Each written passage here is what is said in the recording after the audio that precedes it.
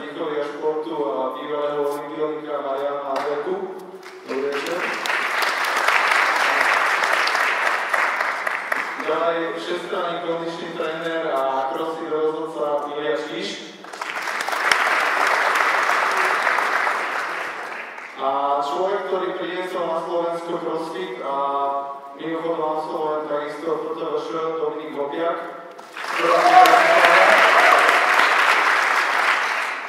Spovedať alebo diskutovať s týmto troma pánmi bude prednášajúci fyziológiu na PTVŠ a kondičný tréner Viktor Bielik.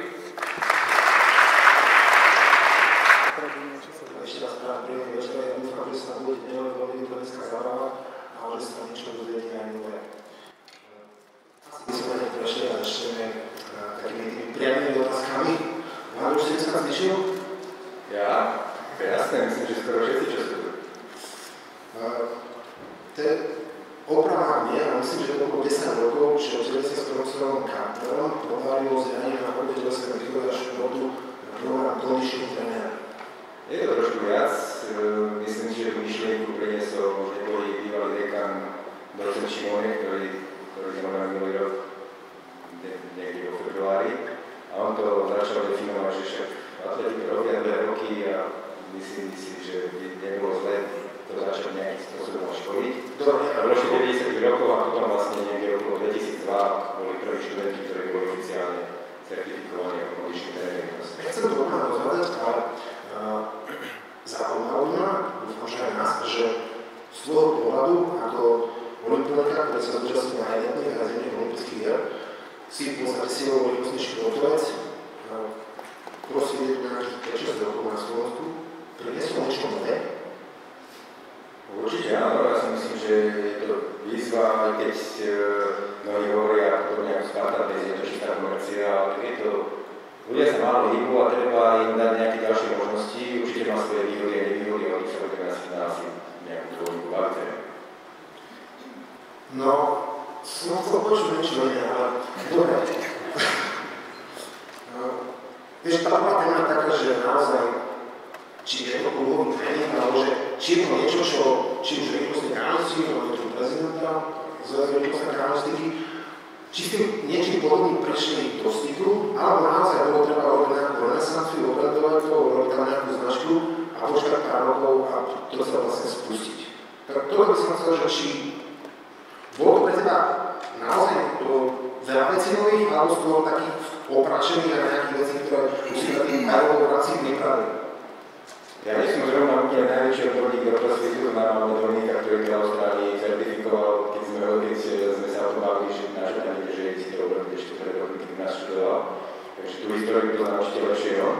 Ale fakt, že však píše, všetci to poznáte, je to spojenie viacerých športov. Z môjho pohľadu nevýhoda, že častokrát neviem, na čo sa mám pripravovať, lebo tie súťažné podmienky nie sú dopredu dané a to môže byť výhoda a nevýhoda, ak sa to vezme. Ale určite ma oni doplňa, sú potom viacej oboznámení.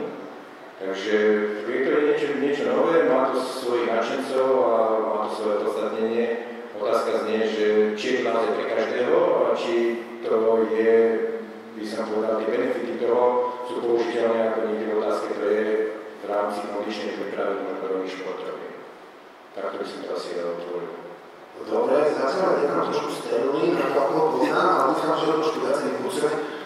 Ilia Dominik, vás dvoch v podstate vnímam, Ilia ma ešte určilo, Dominik bol zase študent, že sme boli dlho v kontakte. Ja si pamätám, že sme sa raz vracali z tréningu za atletického ovalu a vy dvaja ste tam boli s nejakou skupinou Boston na Frankoni, to bolo v roku okolo 2011. Niečo ste tam robili.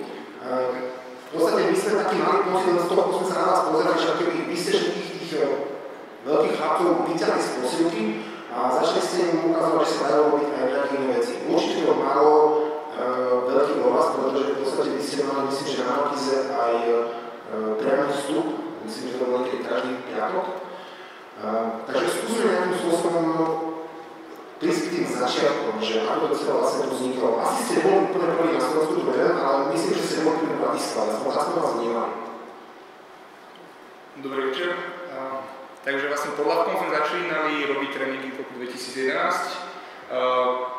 tá forma, ktorú sme robili ešte pod Lavkom, môžeme nazvať CrossFit. Bola to v podstate organizačná forma, kondičný tréning na stanoviskách. Čisto sme pracovali iba s možnosťami, ktoré sme mali. Tie možnosti boli pneumatiky, kettlebelly, drevené palice, poprípade nejaký beh okolo Lavka tam a naspäť. To sme sa snažili nejak naformovať pre danú skupinu ľudí, aby sme vytvorili nejaký plynulú tréningovú jednotku. Takže viac menej koncept bol postavený na takom štýle, ľudia prišli, vyzbierali sa peniaze, urobil sa základné zapriatie, urobil sa dynamický stretching a potom sme si vlastne ľudí porozdeľovali najčastejšie do 4 stanoviska. Jedno stanovisko boli práve kettlebelly, druhé stanovisko, nazvime to, že boli také cvičenia s vlastnou hmotnosťou, rôzne výbehy do tých briežkov, keď viete, to bolo nejaké do tých briežkov. Ilia práve robil takú agility potom zónu, kde pracoval veľa s atletickými rebríkmi. Ja som častokrát zobral ľudí odbehnúť celé Lavko, čo bolo 1500 metrov. V podstate to Lavko, to bol taký ten ukazovateľ toho tréningovej doby, keď sme dobehli vlastne so skupinkou, začala sa striedať a robila sa rotácia.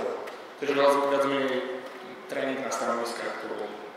No dobre, a teraz takto musíme sa trošku asi zadefinovať, lebo ja v podstate to je v podstate bootcamp, ale my sme si trošku možno urobili, že aký je rozdiel medzi, ako tá štruktúra, že kruhový tréning, bootcamp, crossfit, že keď ja doma si spravím 10 hybov a robím to s klikmi a robím to v kuse 20 minút čo crossfitera, alebo nie sú? Crossfit je strašne široký spektrum. Skúsim teraz trošku povedať to, že to, čo som sa pýtal, že aby sme sa trošku dostali do obrazu, ja si myslím, že veľa ten crossfit asi možno vnímame si pred tom, že až tak nevie vlastne o čo je. Skús crossfit. No, tak ten crossfit by mal byť, pozostávať by mal z tých, ja osobne veriem crossfit ako terminus technicus. To znamená, že niečo špecificky dané, niečo zadefinované, charakterizuje to práve to, čo sa Marianovi nepáči, byť pripravený na nečakané, neočakávané, preto sa v podstate aj na súťažiach nezverejňujú tie súťažné disciplíny až tesne pred koncom, aby si sa v podstate musel pripraviť na všetko, čo by ťa mohlo stretnúť. Keď si zoberieme z histórie tých CrossFit Games, tak prvé boli naozaj, bol to výbeh do kopca, prenašali sa vrecia s pieskom, nosili sa drevené klády, potom do toho prišla nejaká sofistikácia vo forme spierania, pretože povedzme si, že to spieranie vzhľadom na rozvoj silových schopností je ten najefektívnejší spôsob. Ale zase tam vchádza do toho beh, vchádza tam do toho nejaký aerobik, vchádza tam gymnastika do toho, v neposlednej rade plávanie, to znamená, že ono sa to nabaluje. To, čo si sa pýtal, urobím doma kluky, urobím doma drepy, urobím doma brúšaky. Čiastočne je to crossfit, prispôsobený tvojim individuálnym možnostiam. Aj to, čo sme robili pod mostom, bol crossfit. Ale tým, že sa to sofistikovalo, že sa prešlo do nejakých priestorov, kde už boli hrazdy, kde už boli činky, kde už sa to začínalo podobať tomu, aká tá filozofia je, lebo aspoň čo mám ja informáciu z tých počiatkov a čo som si ja našiel v literatúre a čo Glassman hlása, tak je to vlastne, vychádza to všetko z garáž gymu. To znamená, že Florida, Kalifornia, kde je teplo, otvorím si garáž, otvorím si voľný priestor, vyberiem si závažie a robím s tým niečo. Robím s tým niečo, čo mňa zaťaží vo všetkých stránkach. To znamená sila, vytrvalosť, aerobik, gymnastika. Mám možnosti, keď budem behať po piesku, bude to. A vidíme to na tých games. Nechajú ich behať po piesku, nechajú robiť krátky triatlon, nechajú ich cvičiť s kettlebellmi, špohnávanie, ale nevyhýbajú sa ani takého, ako je prevážanie pieskových vriec na fúriku. lozia tam po tých štadiónoch, prekonávajú prekažky, výbeh, kopec, nekopec, proste je toho strašne veľa. Takže ten terminus technicus pre mňa je v tomto, že je tam niečo zadefinované, ale musíš to plniť. No ty si povedal, že sa to stáva sofistikovanejším odraz. To znamená, že sa to vyvíja. A ten trend je celosvetový, alebo to, že tu je prosím pred rokou, je to v plienkach a sa snažíme dohľadať niečo, čo myslím, že v 2000 roku vzniklo prosím celosvetový. Skoro, dobre, dátuje sa zhruba. Je to dynamické aj vo svete, alebo iba u nás? V podstate je to podľa mňa najrýchlejšie sa vyvíjajúci, nazvime to fitness šport vo svete. Keď porovnám crossfit pred 5 rokmi a crossfit teraz, tak je tam podľa mňa strašne veľký rozdiel. Už teraz môžem povedať, že určite crossfit, a keď niekto robí crossfit na vysokej, na tej najvyššej úrovni, tak je vlastne špecialista. Jak niekedy sa rozprávalo, že naša špecializácia je nešpecializovať sa na nič a všetko robíme v rámci vlastne všeobecných pohybových prostriedkov. Ale vidím teraz, že veľmi veľa sme začali robiť, alebo celkovo crossfit sa dostal do špecializácie. Už pracujeme strašne veľa vo vspieraní, ale vo vspieraní takom kondičnom, kedy navezujeme opakovania, snažíme sa sofistikovane rozmýšľať, ako rozdielovať počty opakovaní pri daných workoutoch. Bereme do úvahy to, že keď mám napríklad veľkú činku, po činke musím ísť na hrazdu, čo bude môj limitujúci faktor, či to nebude úchop, keď to bude úchop, tak budem robiť povedzme tie premiesenia alebo tie trhy po jednotkách, aby som si udržal ten úchop, následne to idem na hrazdu. A celkovo tá špecializácia vidím v tom, že snažíme sa tvoriť stratégiu na najefektívnejšie zdolanie toho daného workoutu alebo toho daného challenge, ktorý nám zadá povedzme organizátor súťaže. Neviem, či som si moc nezrobil. Ja to len doplním, lebo ako sa môžem pripravať, keď neviem, na čo sa mám pripravovať. Konečne. A trošku možno, keďže ty sa etabluješ, Viktor, ako fyziológ, ja si dovolím povedať, že tá využiteľnosť teda crossfitu možno ako kondičného prostriedku pre ostatné športy je veľmi limitovaná, lebo fyziologicky tam je len po jednu jedinú vec, a to je vytrvalosť síle. Fyziologicky to nemá niečo iné, máte niekto myslí, že sa z crossfitu zrýchli, alebo bude výbušnejší, tak možno na veľmi rýchlo zahrnúť. Pretože ten počet opakovaní a to trvanie jednoducho nemá žiadne opodstatnenie. Teraz som nechcel povedať tým, že crossfit je na nič.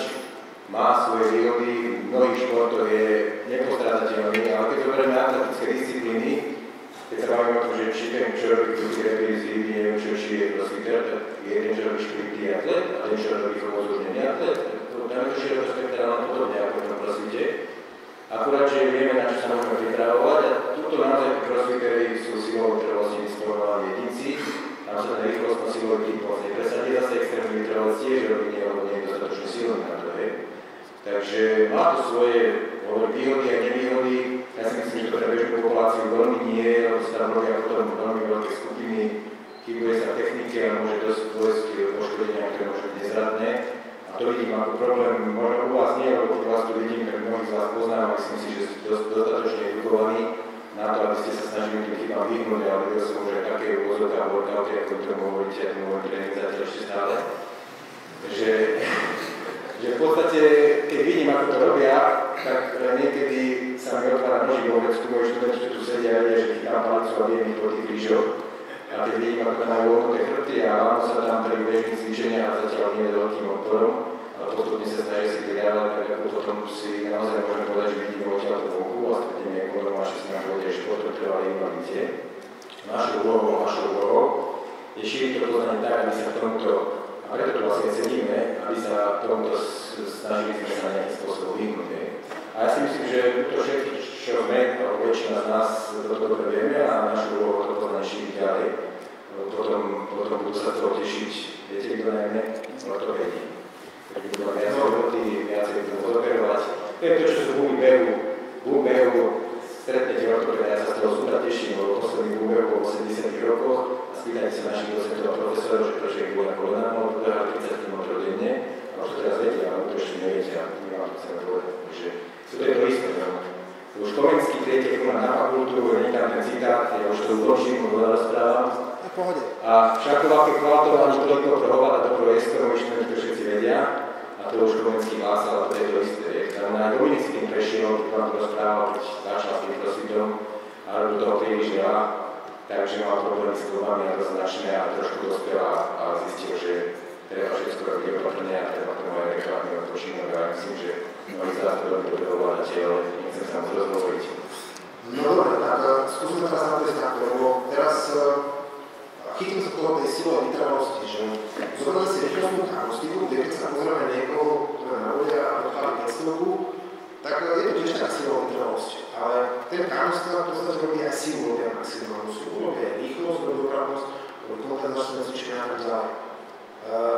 Takže oddelíme asi súťaženie crossfitu od tréningu, a tu by som sa dostal, to naozaj ma by zaujímalo, je to, že keď som si všetky X-Games pozeral, tak akože tam prevolala 200 metrová trasa, tak na to treba asi aj trošku povoliť maximálne si, že asi nebude úplne len o silovej vytrvalosti. Robíte aj niečo iné ako silovú vytrvalosť? Teraz skúšam v tréningu, ale vlastne na druhej strane sú asi aj také súťaže, kde sa robí aj maximálna sila. Či? V rámci crossfitu berme tak, že CrossFit Games je istý test pohybových schopností. CrossFit ako taký by mal rozvinúť optimálne všetkých 10, čo v ponímaní CrossFitu je 10 pohybových nejakých aspektov, pohybových schopností. A v podstate ten, čo je najlepšie pripravený, aby mal najviac rozvinuté, tak vyhra CrossFit Games. Takže veľakrát aj v súťažiach je jednoravovozové maximum trh. Takže ten človek, ten crossfitter by mal mať aj rozvinúť maximálnu silu. Samozrejme, vždy sa to bude byť s tou vytrvalostnou kapacitou, lebo možno hodin na to na tej istej súťaži dostane zabehnúť 10 km tek, čo bude kontraproduktívne, ale nájsť nejaký ten stred, nejaké to optimum, aby mal rozvinuté aj jedno a druhé, aby to nejakým spôsobom sa nejakým spôsobom nebránilo tomu sebe a neovplyvňovalo v negatívnom. No dobre, ale teraz táto publikovací meru, že ľudí máme prosítorov, ktorí súťažia, to znamená, že títo musia brať naozaj, že asi na nejakú obracenie, že oni asi musia brať maximálnu silu, ako sa všetko, že oni musia ísť asi ako hypertrofie a naozaj, že to asi bude silové vytrvalosti, že aj rýchlosť a výbušnosť a všetko. A teraz mám taká otázka zase, že keď ja chcem byť ten rekreačný crossfitter, že 2-3 krát do týždňa, tak je potrebné pre mňa, aby som robil maximálnu silu? No, určite, no. Je to zložka tréningu. Keď to zoberieš, že ten crossfit a pre rekreačného športovca je tréningová metóda, ktorá by mala obsahovať všetkých 10 zložiek.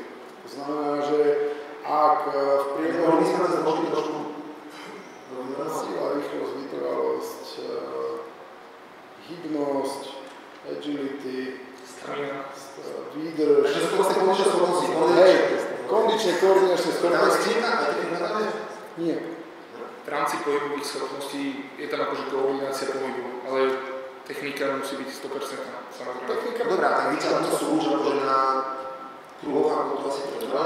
Oni neriešia techniku, CrossFit nerieši techniku. Ty sa máš dostať z východiskovej polohy do koncovej polohy a musíš dodržať nejaké pravidlá. Musí tam byť technika. Ale počkaj, ja nemyslím z pohľadu teba ako rozhodcu, ale myslím z pohľadu toho, že napríklad urobiť zhyb šírom, ako to chce technické zručnosti. Alebo ako to, čo správa, alebo tá správna technika je najefektívnejšia metóda a cesta, ako to urobiť. Ale keď sa ľudia venujú crossfitu, keď príde kulturista na crossfit, alebo človek, ktorý chodí cvičiť do posilovne na crossfit, tak už máš nejakú tú základnú silovú úroveň. To znamená, že začínať s drevenou palicou sa nechce nikomu. A s tou drevenou palicou tá technika ide najlepšie. Pretože máš nejakú silu v horných končetniach, dolných nejakú techniku, nejakým spôsobom tú 60 kg činku preniesneš. Ale vidíš, že tí ostatní všetci majú progres a chceš ísť hore, pretože ten fitness je šport a ideš hore. To je veľká väčšina crossfiterov samoukom. A myslím si, že u Dominika v ostatných gymoch by sa ten trend mal zmeniť a tam sa aj mení, že oni začínajú, majú začiatočnícke tréningy, majú pokročilé tréningy, majú pro tréningy. To znamená, by som crossfit rozdelil možno na také 3 línie.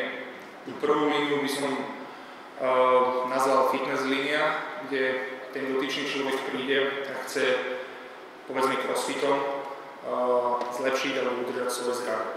Tak s takýmto človekom ja nebudem trénovať rôzne švihové pohyby, nebudem trénovať rôzne ekonomické techniky, kedy na...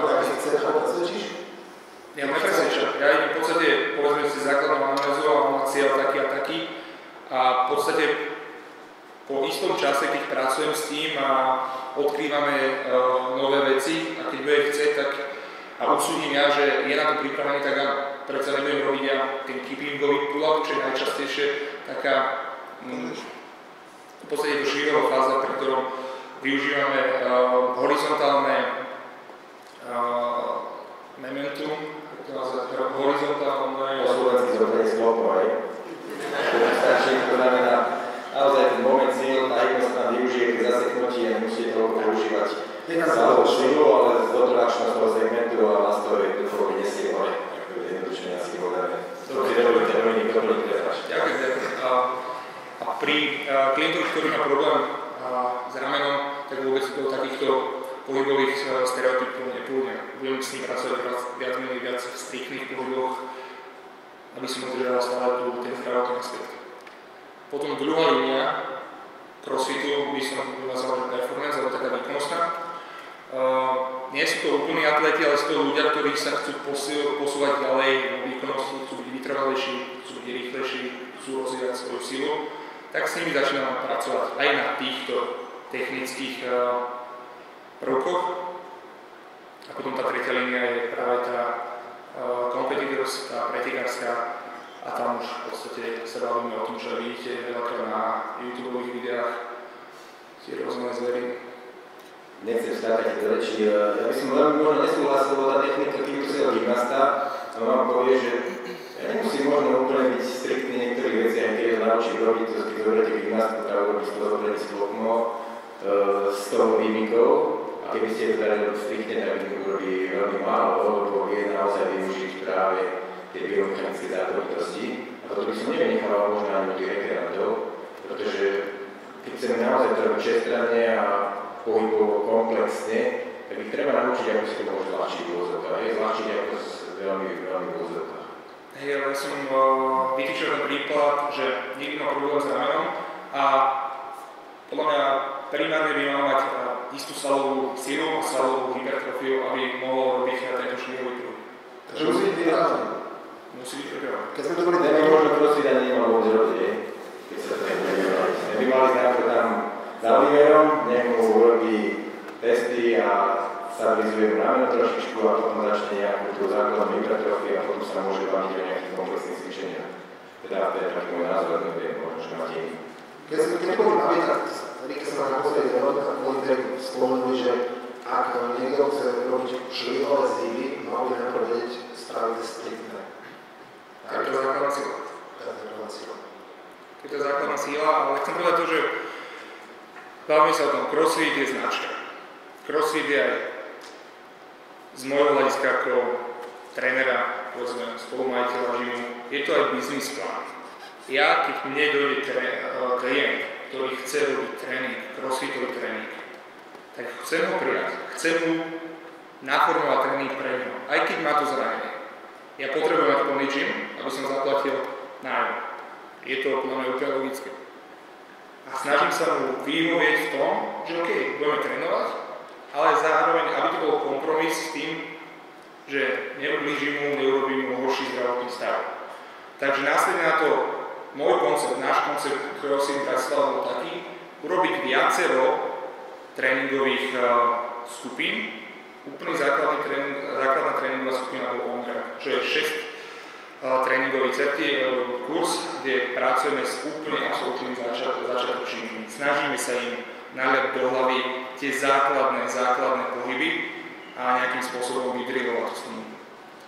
Postupne plynule prechádzajú na tréning, ktorý nazývame starter. Tam stále pracujeme na technike, ale už s nimi rozvíjame aj trošku kondičné a silové schopnosti. A potom následne, keď tam sa trošku zohrajú, tak prechádzajú na crossfit. A aj na tom crossfite potrebujeme mať my aspoň 3-4 verzie naškalovať. To znamená, že mám nejakú predpísanú, čo v podstate Igor to rieši, môj kolega robí centrálny program na každý deň, na každý týždeň. Máme nejakú predpísanú tréningovú jednotku, ale vždy ja musím mať naškalované 3-4 varianty pre tých slabších, alebo po prípade pre tých, čo majú nejaké zranenie. Takže snažím sa ja nájsť kompromis aj medzi biznisom, aj medzi tomu, aby som človeku neublížil a zároveň aj to, aby sme sa posúvali ďalej. Úplný súhlas s tým, ale každá jedna táto tvoja kategória musí mať podkategóriu technika. To znamená, že aj tí crossfiteri z Games majú technické cvičenia, majú nácvik techniky, pretože vždy je šanca a vždy je možnosť sa zlepšiť. A tá zlepšená technika ťa privedie k vyššiemu výkonu. No, takže ako harmonik, to znamená, že vy ste limitovaní zručnosťami a úrovňou rozvoja kondičných schopností. Že toto vás najviac limituje. Vek vás limituje? Keď príde niekto, má 40 rokov a povie, mám tu syna, 20 ročného, ktorý sa áno, tak ten cvičí celý život. Nemyslím si, že to je limitujúci. Keď si napríklad zoberieme tie X Games, ktoré spomíname, teda ako tu vrcholné podujatie celosvetové, tak tí chalani majú tak okolo 22-25 rokov, to sú mladí chalani všetko. Sú aj, lebo napríklad u nás triatlone pretekalo 70 ročných. U vás je to ako? Tak zase, keď budem tú prvú alebo druhú líniu, ja si viem predstaviť, že vedľa atleta, ktorý vyrobí v pôvode drepy zo 100 kg čínkov, mám staršiu pani, ktorá drepuje s vlastnou hmotnosťou, po prípade drepuje s dopomocou, ktorý sa pridržiava osud. Bavím sa z charakterového hľadiska, že aj tá stará pani, aj ten atlet potrebuje mať zvládnutý, povedzme ten pohybový prvotrebu. A myslím si, že na Games sú veteránske, sú master kategórie od 40 rokov, myslím, že po 5 rokov je to delené. Takže v podstate ale sú to všetko profesionáli, ale sú to ľudia, ktorí sa celý život venujú tomu športu. To znamená, že vieš, ako tréner vieš prispôsobiť ten tréning pre akúkoľvek vekovú kategóriu. A dokonca sa ti môže stať, veľmi často sa stáva, že ten otec so synom cvičia rovnaké VODčko, rovnaké, vieš to naskálovať, vieš to upraviť tak, aby si každý prišiel na svoje.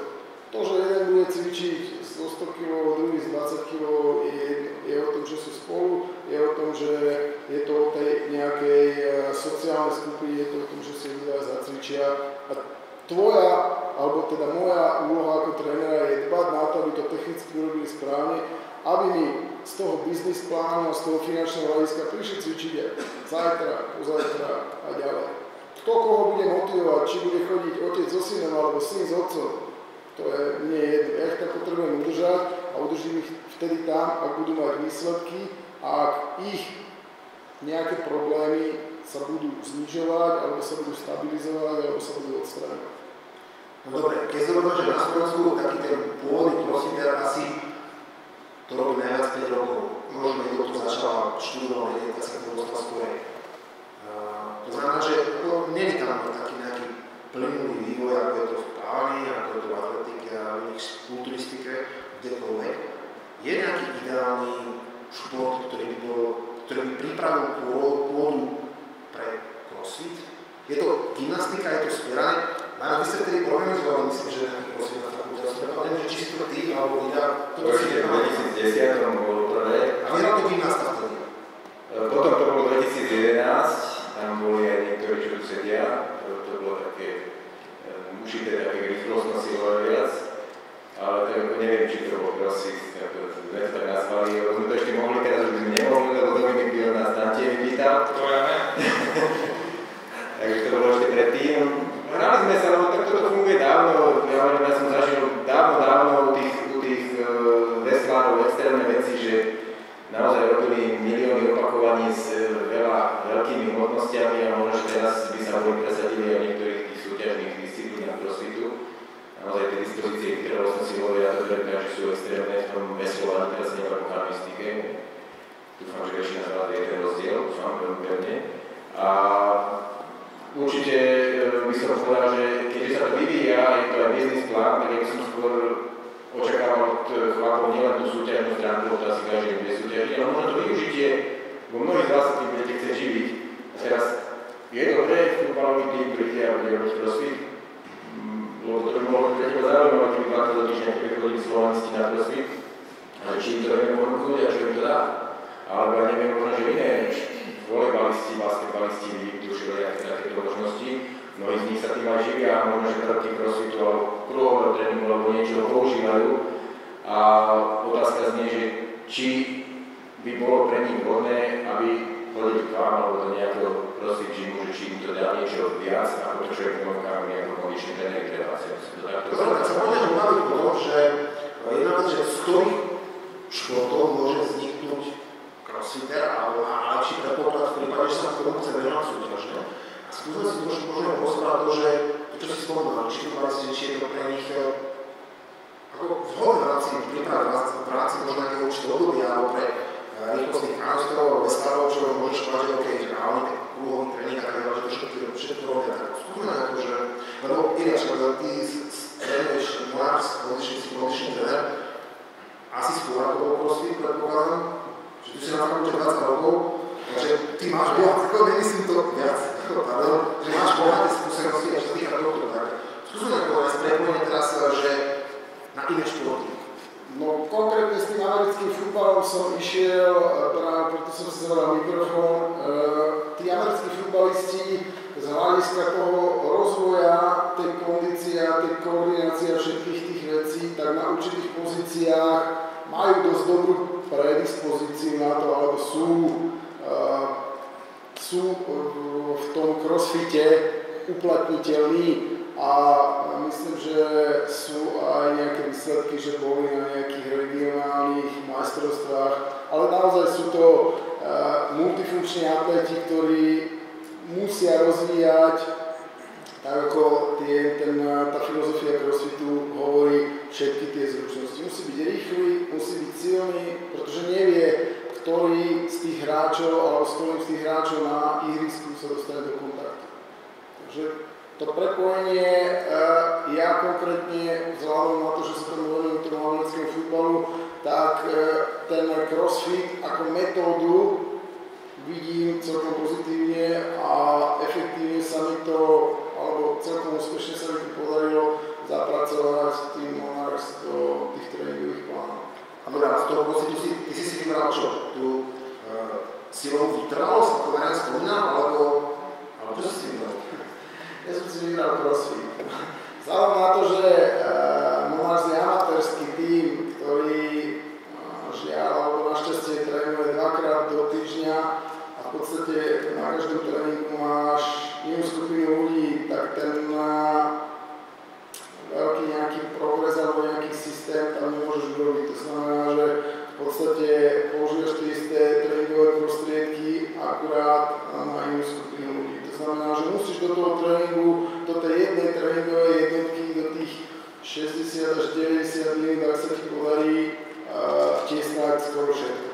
Samozrejme, že je to v nejakých obdobiach, po 2-3 týždňoch to dokážeš posúvať, ale vzhľadom na to, že je to amatérsky šport, tak nejaká veľmi veľká špecializácia a veľmi veľká tá teoretická podpora, takú ako majú študenti, ako sa to učia, že máš prípravné obdobie, hlavné obdobie, súťažné obdobie, tak ťažko v tom amatérskom športe to urobíš.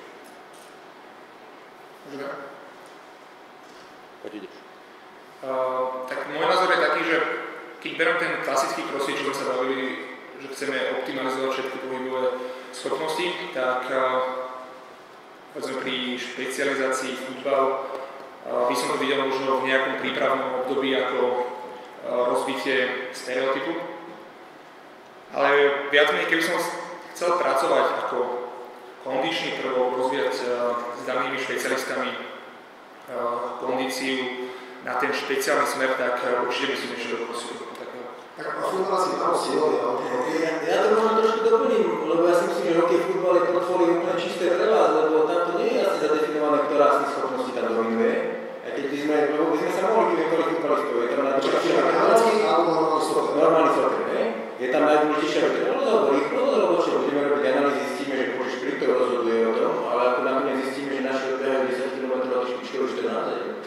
Takže ako naozaj v hokeji podobne, je to rýchlostno silové, ale je tam aj ten faktor vytrvalosti. A si myslím, že tam je to naozaj to všestranné. Možno, že by sme sa mohli baviť, že či futbalisti potrebujú robiť muscle up a tak ďalej, na tú vrchnú časť tela. Ale na ostatné športy, keď sa hovoriť o kanoistike, alebo keď to otočíme opačne, ktorý zo športov mládežníckých by mohol byť potenciálne najlepší crossfitter, tak začnem gymnastika, tam je gymnasta, lebo má niekto spierač. Spierač veľmi tiež nie, lebo väčšinou nerobí priťahové veci, robí väčšinou tlakové veci, to znamená, mnohý chrbát má dobre, ale zimbolovanie urobí. To znamená, kto bude ten najlepší crossfitter? Vyberiem si 14-ročného, 15-ročného kanoistu, alebo gymnastu, alebo koho? Takého asi komplexne pripraveného nenájdem, ktorý spĺňa podmienky tej všestrannosti, ktorá je v crossfite, lebo tam gymnastika, spieranie, neviem čo, vytrvalosť, blablabla. Ako rýchlo si tam veľa nenájdeme, to nech ma niekto o tom presvedčí. A u nás sedia šprintéri a budú na mojej strane, lebo crossfit s rýchlosťou nemá absolútne nič. A to keď niekto povie, že 540 opakovaní to je ešte rýchlo, no tak na chlapci mi povedia, že už to teraz sekúnd, tak to moc rýchlo nebude, lebo už na 60 začne autobúne. A to bude sa bol tam možno na 80 metrov, som sa pomýlil, prepáčte. Takže naozaj je to diskutabilné, crossfit má svoje opodstatnenie do tých športových hier, si myslím, že máte čo ponúknuť, lebo tam nemôžeme jasne zadefinovať, že či ten rýchly alebo ten vytrvalý bude dobrý futbalista, lebo je to zručnosti a tej mu môžu pomôcť v tej všestrannosti. A ja myslím, že je na vás, aby ste si týchto ľudí získali, je to už v mojom rodisku hovorím dávno tým, čo robia spierania a trochu crossfit, že chlapci nespíte fotiť za tým futbalistami, lebo to zdražuje západ. Neviem, čo sa povedať. Vieš čo, Renát, oddychni si, ja by som tomu dal otázku z publika. Na jedného trénera, koľko tak ideálne športovcov zvedajúcov? Ste? Tak treba sa na to pozrieť, či mám homogénnu alebo heterogénnu skupinu. Čo my máme častokrát heterogénnu. Zanachal Gabi a Čo sa týka výkonnosti. Čo sa týka techniky. Podľa mňa ideálna trénera v rámci skupinového tréningu je 8 ľudí. Ja to teraz trošku môžem otočiť, lebo ste tu rôznorodí a možno nám pomôžete v budúcnosti, aby sme my telocvikári a ľudia, ktorí budeme možno vzdelávať našich následovníkov sa mnoho lepšie, lebo hľadiska, ja to trošku teraz otočím, útrovňa téma, peniaze na fakultúry, metodika na počtu, a keď si zoberieme, že umelecké predmety, ako je výtvarná hudobná výchova, oni majú že 1 na 2. Tam nejde o život, tu ide o život. A nás nutia, aby sme mali 1 na 15, 1 na 20. Keď sa bavíme o výučbe na toto šia, možno aj túto, lebo inak to nie je rentabilné. Keď tam prídu traja, tak ho nezaplatia, hej. A teraz tu ide o život. Na tej matematike a na tej hudobne sa nezabijú z tých reprín. A toto si tu nikto neuvedomuje, že možno niektorí ste telocvikári, tam 40 detí na tie telesné výchovné, čo je ten telocvikár na že nikto nenahrávate, vypýtate. Ale nie je to, že ich nič nenaučí, ale oni sa môže dochrániť. A to sú vážne veci a toto je veľmi ťažká otázka, možno, že sa niekto bude súhlasiť na 8, ja som povedal, že je možno veľa. 1 na 8 v prípade, že už všetko ovládajú. Ale 1 na 8 na začiatočníkov, ja mám, však tu sedia 30 ľudí v skupine a učím ich tam aj tam veľmi nemôžem naučiť, lebo musím použiť ďalších 4 kolegov, ktorí to už vedia, ktorí tu sedia a pomôžte mi s nimi. Ako ja môžem dozrieť na 4, vy na 4, nemôžem na 30 naraz dozrieť. No a aj keď zároveň vlastne nechcel si ma použiť niekoho poučovať. No však, ale my tvoríme komunitu a keďže tvoríme komunitu a zároveň učím ľudí, prečo takto drekovať. Koľko sme si to teda počuť? Koľko? Sme povedali, na začiatočníkov. Začiatočnícke skupiny pravdu máme okolo 12 ľudí. Na jedného. A malo by to byť naopak. No dobre, ďalšia otázka. Inak, ja som vlastne predmet fitness, pamätám sa, tam si vysvetlil na to, že bicepsové cvičenia. Ja som mal pripravený na otázku, že rastú z crossfitu svaly a tu sa vlastne aj jeden napísal, že či sa môžeme crossfitom pripraviť na bodybuildingovú či fitness súťaž.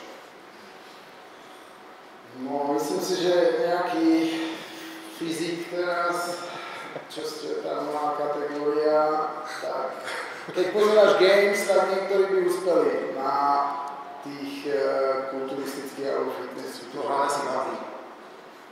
babi asi už by to bolo príliš, pretože na tých fitness súťažiach v ženskej kategórii máš nejaké limity a myslím, že je tam zadefinované v rámci pravidiel, že nemali by tam byť viditeľné svaly, alebo nemalo by to byť nejak prehnané, malo by to byť v rámci tej ženskosti, čo sa v niektorých tých crossfiterkách, spieračkách veľmi ťažko dá. No a vieš, to je presne to, že ľudia sa veľa vytrvalosti kvôli tomu, že nebudú z toho raz svaly. Keď si zoberieme tie rôzne kamery, ktoré tu sme spomínali, že oni tie vršky majú fakt, že nenormálne vyvinuté. Oni sú fakt, že veľký, oni fakt veľa vytlačia a tak ďalej. Tak otázka, rastú skôr tú svaly, skúsme toto. A zase druhá vec, že ak je ten šport, to je napríklad čo bežec, my chceme, aby tí bežci behali, lebo to ako Marian hovorí, že keď oni nebudú, chceme, aby tí bežci cvičili aj silu, lebo ak im nebudú robiť, tak za 10 rokov prestanú behať, lebo tie ľudí nebudú žiť pochopení. Takže skúsme sa na to pozrieť z dvoch hľadisk. Chceme, aby oni narastli svaly, tak máme robiť crossfit, nechceme, aby oni narastli svaly, chceme robiť crossfit. Dá sa to nejako toto? Podľa mňa celé to otázka o nastavení. Prečo to nastavenie? Na tie svaly? Svaly nie, ale skôr ten prístup. Gymnasta robí gymnastiku preto, aby narastli svaly? Nerobí. A ako vyzerajú? Ten počet opakovaní, ten počet alebo to zaťaženie určitú svalovú hmotu prinesie. A ak chceš robiť speciálny silu, tak musíš prejsť cez tú hypertrofickú fázu. Neviem, či to nazveš hypertrofia, či to nazveš kulturistika, či to nazveš vytrvalosť v síle alebo akokoľvek. Tí crossfiteri si robia z tých kulturistov srandu, lebo robia biceps. Ale proste v rámci určitého obdobia musíš urobiť tú hypertrofiu, či ju nazveš akokoľvek. Ja to trošku doplním, keďže tu vidím aj kolegov z atletiky. To bol ten moment 90. rokov, kedy vlastne sme prevzali všetko z toho fitnessu, respektíve z tej kulturistiky a atlety začali byť veľké. Ja som bol ten príklad. A už teraz viem, že by som to robil ináč a začal sa robiť taký ten, by som to povedal, čisto hypertrofický vytrvalostno-silový tréning, by sme to mohli nazvať dneska crossfitom trochu. A je to selektívna hypertrofia, ktorá je všestranná, všeobecná a začnú rád všetky svaly, pomalé svaly, vlákne tie rýchlo. A túto chlapci tie pomalé nepotrebujú, lebo to je ruksák, ktorý im jednoducho bude zavádzať a budú ho musieť niesť a každé kilo navyššie, alebo každé deka navyššie na 300 metrov, jednoducho keď daj si 5 kg ruksák, to je, že nedotiš 4 sekundy pomalšie. A toto oni nechcú a my sme to v minulosti tak celé pekný veľký, tak sme to robili a potom sme zistili, že síce máme 90 kg, no ale jednoducho z toho možno mnohé veci nemuseli byť, lebo bolo to robené cez tie pomalé. Dneska naozaj vieme selektívne urobiť taký silový tréning, ktorý nám budú hypertrofovať prevažne len tie rýchlosťové vlákna a to, že vám poprosiť nevie. Vo väčšine prípadov, vo väčšine hovorím, že nie sú tam prvky toho, ale je to naozaj všestranné, všeobecné a bude tam hypertrofovať si všetko, keď sa bavíme o tých silových trvalostných trochoch. Vyžíme si to tu nebo.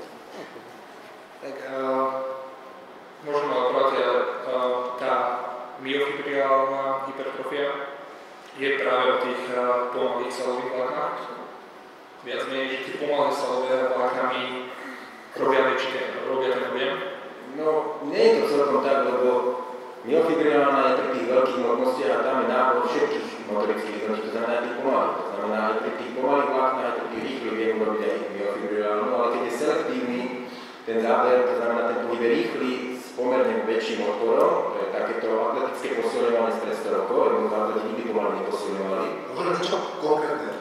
Konkrétne? Konkrétny cvik, no. Tam ide o cvik, tam ide o výkon, to znamená rýchlosť jeho vykonania. To znamená, keď sme sa bavili o postuláte maximálneho výkonu, ako nie jednorazového maxima, a výkonu vátok, myslím, že 70% z vás vie, o čom hovorím. To znamená, je tam súčin síly a rýchlosti, ktorý je niekde zhruba na 50% jednorazového maxima najväčší, to cvičenie. Takže vytlačím zo stolkou bench a robím z 50 kg. Niekde na úrovni 50-60 kg máš najväčší výkon. A teraz, keď tam urobíš 3 opakovania, čo najväčší musí byť, tak ten výkon budeš držať niekde na úrovni tých 90% toho najvyššieho. A tam môže byť 10, už posledné 4 opakovania, už sú po tých 90%, to znamená, tá selektívna hypertrofia tam nenastane, lebo už začneš používať pomalé svalové vlákna prevažne. A toto, keď sa neoddelí v tom kondičnom tréningu, tak my budeme naberať to si myslím, že mnohí športovci, čo sú tu, šprintery, volejbalisti, basketbalisti, nebudú veľmi chcieť. A ja nehovorím, že celý rok sa to dá robiť, lebo to sa po takom tréningu chlapci sú tu, že teraz náš experiment niektorí absolvovali a po pár tréningoch začali úplne volieť, lebo keď to robíte naozaj intenzívne na úrovni toho výkonového maxima a nie ste na to pripravení, nie ste na to zvyknutí, tak si môžete veľmi ublížiť, že? A preto achilovky odchádzajú, preto odchádzajú ostatné úkolové veci, lebo to nemôžeme robiť celý rok. A tam niekedy možno ten crossfit nie je zlý, robím baterky, jednoducho premažím tie kluby, vyživím tie väzy a tak ďalej, tak ďalej. A to v niektorých častiach prípravného obdobia je veľmi dobrá vec. Ale zase nemôžem to robiť úplne celý rok, lebo zabijem tie veci, ktoré sú pre mňa potrebné. Takže je to dneska, sa tomu hovorí funkčný tréning, selektívny tréning a treba si vybrať z toho crossfitu tie dobré veci a naozaj môžeme osloviť aj širšiu základňu, keď sa chcete presadiť a ja myslím, že máte čo tomu to nejaký športový charakter.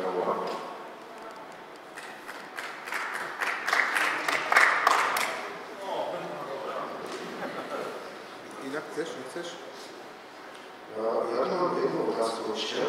To sú také tieto ratingované, čo mám tu posiela. Ja to prečítam. Chlapi, ako sa pozeráte na risk, benefit, dynamický pohyb plus absencia excentrickej fázy pohybu v crossfite? Ja to chápem, že v crossfite chýba excentrická fáza pohybu. A tu sa to neviem, že či chýba. Chýba? Nerozumiem, že čo negatívny pohyb do negatívneho opakovania? Neviem, či tu práve nie je to, že sa robia len tie dynamické, ale podľa mňa toto asi nie. Excentrická fáza pohybu v crossfite určite minimálne, keď sa dá napríklad bez vývod. Ja navrhujem, že by sme spravili prestávku. V 77. bola taká debata, že ktorí športovci majú najlepšiu kondíciu. No, v podstate bolo trošku v konfrontácii dva také kluby, bolo to náhľad, bolo to plavecký klub, bolo to atletický klub. A v podstate vtedy z toho vzniklo kvázi triatlon. Vzniklo teda z toho Ironman a teda ten, ktorý vlastne to absolvoval a to vyhral, bol hodnotený ako človek s najlepšou kondíciou. Crossfit ako taký, neviem, že zase či to od 2007. má v tej značke, že fit is operator, kebyže človek s najlepšou kondíciou na svete. Vy ste spomínali, že crossfit zahrnuje 10 všetkých zložiek. Môžeme povedať, že crossfit majú najlepšiu kondíciu? Tak ja si myslím, že Ja? Iba to áno, či čo si myslíš? Nie. Nie. Dobre? Pavlika? Ja preto je otázka, že je to kondícia. Lebo v tomto ponímaní, čo si to naznačil, že 77. tak to chápem ako vytrvalosť. A to je len jedna súčasť. Kondícia ja všetkých tých svojich študentov učím, že je to podmienka a podmienka na volejbal je úplne iná. No tam keď nemáš výbušnú silu, a to je tiež kondícia, tak to asi nepresnečuješ tie bloky. A keď v triatlone nemáš dostatočnú kapacitu aeróbnu a výkon, tak to asi nestravíš dostatočne dobrý čas na triatlone. Takže čo to je kondícia? A keď sa bavíme o vytrvalostnej sile, tak crossfitery sú najlepšie vytrvalostnou silou pripravení športovci spolu podľa mňa s takými, by som povedal, veslami. Asi takto. Dobre, to znamená, že v tom crossfite tá kondícia je iba silou vytrvalostná zložka, takto dobre to rozumiem? Prevažne. Nehovorím, že tam nie je aj tá zložka maximálnej sily, ako sme sa tu dozvedeli už.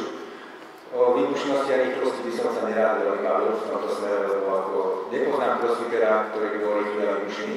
A taký je, tak mi ho ukážte. Štromík. No? Podľa toho, s kým sa porovnáš. Štromík. Vlastne 380 skočí z miesta ako rozkokaní, alebo 120 vertikálnych výstup ako volejbalisti a zabehne, ja neviem, 60 metrov za 670 ako na sediaci profilovú vec. Asi nie. Takže rýchle výbušný podľa nie je. A môže byť super crossfiter, ale keď prišiel do týchto relatívne priemerných výbušných a rýchlych borcov, tak sa tam asi ťažko bude presadzovať. Neviem, môžem pozrieť. Ja som povedal to, že ten crossfit je o tom optimálne rozvíjať všetky pohybové schopnosti. Ja som nepovedal maximalizovať. Slovičko optimálne a všetky, myslím si, že sa tu zhodneme, že určite nie. Prevažne vytrvalostno silové. A keď ma niekto chce presvedčiť o opaku, nech mi dá argumenty. No máme nejaké predstavy, dobre, keby si ty zahrnul nielen tú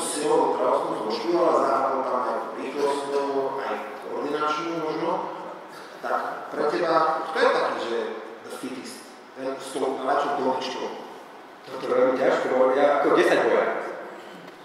Komplexne pripravený, ako z 90% je to rýchlostno silovej schopnosti a na konci tam 1500 km na to netrenujú, lebo vytrvalosť, lebo ja nemôžem byť aj vytrvalý, aj rýchly zároveň. Ale 400 vytrvalosť trošku, ne? Je, ale ako 400-kár to je veľmi selektovaný a nemá toľko zručnosti, nie je až tak silný a zase je síce dostatočne rýchly a relatívne vytrvalý, ale silu tam nemá, takže ten 10 bojár, keby som sa o tomto bavil, ale ten by v proste sa nepresadil, lebo nie je dostatočne vytrvalý. Nemusí, ale dobre, takže 10 bojár, je tam sila, sú tam vrhy, je tam trošku koordinácia, alebo skáka do ženy, tam si tiež si dnes zvládne každý človek. Sú silní, sú rýchli, vybušní, sú aj koordinovaní, gymnasticky pripravení, ale nie sú vytrvalí. To znamená, z crossfiterov na crossfiterov by sa 10 bojár nepresadil. Zase má možno nevýhodu ten veslár, že nie je tak koordinovaný, je možno, že silovo vytrvalostne a lepšie pripravený ako ten crossfiter, ale crossfiter je komplexnejší, lebo má aj zručnosti. A tí 10 bojár bežia 1500 okolo 4-15. No, tak najlepší, hej. Tam tá vytrvalosť musí byť. Keď mali 10 km obehu, že by bol veľký problém. Dobre, takže 10 Ja potočím opačne, prepáč, že ťa preruším, ja by som to tak veľmi pozitívne chcel naladiť túto, lebo my si tu stále myslíme Slováci, všetci tú konfliktnú diskusiu, a myslím, že možno nejaká bude, ale všetci Slováci sme takí, že na všetko trplené a všetko je zle, ale skúsme naozaj tá história, keď ju začne poznávať, tak ja teraz by som mohol byť proti crossfitu, ale budem na dneska, pretože on priniesol to, že keby nebol crossfit, tak spieracké cvičenia sa jednoducho nepropagujú. Spieranie by zakrňalo, to by bolo spieranie, všetci by si mysleli, že mali Matúšové, ako sa hovorí, mali tučný štádie. A nikto by to poriadne nerobil, gymnastika je to nechce nikto robiť, lebo gymnastiky sa presadí, to musíte byť 9 hodín rozlišní a možno dostanete, keď budete master sveta na olympiádu. Takže ako tieto dva športy by úplne zakrňali, to znamená, vďaka proste to nemám na Slovensku, vo svete, gymnastika všestranno sa propaguje, spieracké komplexné cvičenia. Keď ja to zoberiem, tu sedia aj atleti, ktorí už tiež majú 20 rokov, pred 20 rokmi málo ktorý atlet. Ja som mal to šťastie, že som vyrastal medzi spieračmi, čo ma naučil. Zažil som takých pomalých olympionikov, reprezentačných trénerov, ktorí keď robili premiesne so svojimi trénercami z voľným trvátom, ja som im povedal, že takto to nerobte, že ak to budú robiť správne technicky, už nebudete síly, ale keď to nebudete robiť správne technicky, tak budú navodiť tu vašich zverencie, to sa aj stalo častokrát. A v tomto sme sa fakt posunuli ďalej. Ja dám ruku do ohňa za túto polovicu ľudí, ktorých som učil, že základné cvičenia, ako je premiesnenie, ako to budete ukázať a budete to naučiť. A toto je krok dopredu, obrovský krok dopredu, my sa nemáme začať hábiť. Aj poučená by to bolo.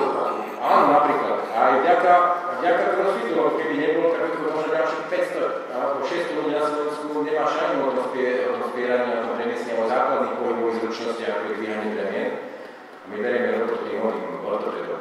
Za to, keď si ortopedom nám povie, že nerobte to, lebo potom sú zdraví ľudia, ktorí nechceme. Takže naozaj sa nemáme začať hábiť a budeme radi, že vieme a to poznanie šírme a poďme ďalej do diskusie. Dominik, Fitness Wonders, pre teba? Z hľadiska... Môžem za teba povedať? Crossfit, hej? Dobre, Ilia? Americký futbal.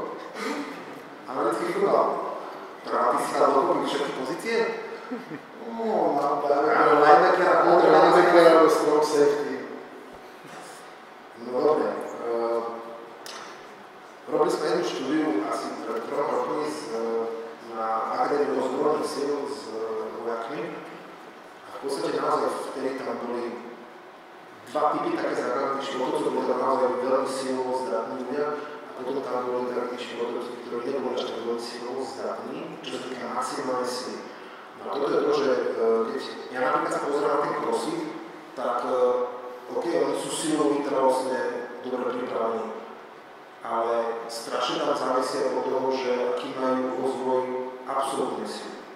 Ja sa pozerám na to tak, že to určite nie pre mňa najväčšou značnou kondíciou je ten, ktorý bez kyslíka vyjde hore na Everest, cestou mu odmrzli prsty a naspäť znesie svojho kamaráta do base campu. Takže skúsme teraz možno rozlišiť môže relatívna sila a absolútna sila, lebo asi je rozdiel prevrácať to prasa, ktoré som spomínal v deskovej prove, a je rozdiel proste robiť hry s vlastnou hmotnosťou. A zoberme si napríklad to, že nejde sila, alebo proste všetci tí mariňaci, oni nie sú až tak dobre disponovaní, čo sa týka maximálnej sily, ale keď mu zgažete ruky za chrbtom, tak na 20 minút si budete môcť plávať. Ja si dobre slova, budem tentokrát veľmi stručný a už očakávam tej prosíte do hmotnostnej kategórie. A ja. Privítate to? Ja 102 kg určite.